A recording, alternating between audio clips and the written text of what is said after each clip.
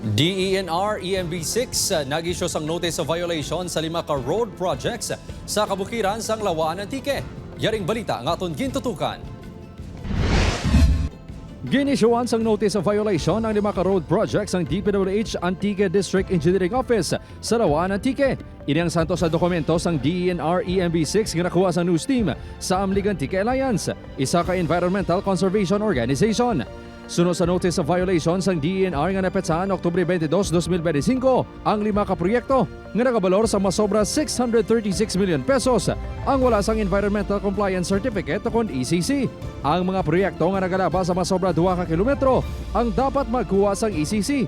Antesipatuman ang proyekto santo sa EMB Memorandum Circular No. 2014-005.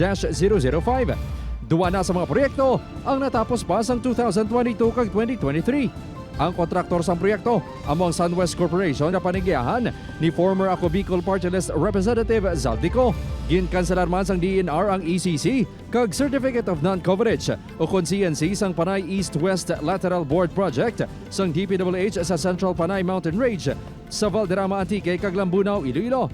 Inibangod sang sala nga pagdeklarar sang kalabaon sang dalan. Sunod sa opisyal sang ahensya nga wala na nakatubang sa kamera, ginpauntat na ang mga proyekto nga wala pa natapos. Tubtob ma-comply ang kakulangan.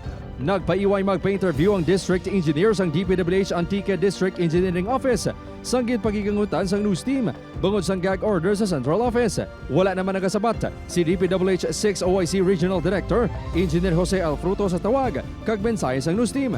Ang iningatikang ang dako nga kadalagan sa Environmental Conservation Organization. Nga nag-proceed without ECC, no? At kagisa pa, ang ining Lawaan to Tapas Road, within this, sa may mga indigenous people na ilainon Bukidnon nga communities. Pero pati ang bukid, ginakalbo nila mo. Pati ang bukid, ang mga lupa na kantuto sa tabunan niya mga sapa.